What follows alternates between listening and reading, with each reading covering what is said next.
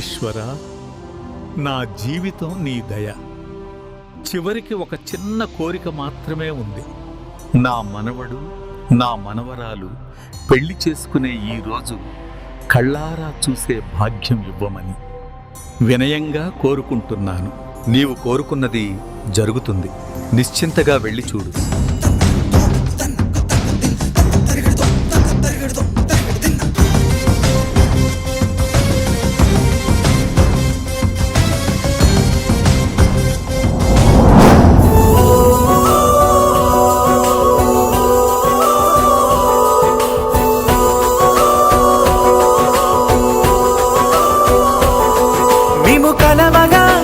కలవరం అసలిది కదా ఒక సంబరం, ఒక వరసలా కదిలిన క్షణం, ఇక తెలియదే ఒంటరితనం.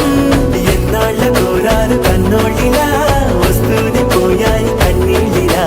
ఇల్లంతా మారింది సందళ్ళుగా, మీరంతా ఉండాలి వందేళ్ళిలా. మనవారే వెనకుంటే మరణాన్నే మరిచేలి, మనసంతా వెలుగేనా ఇక చీకటెళ్ళింది తెల్లారి నవ్వుతోనే.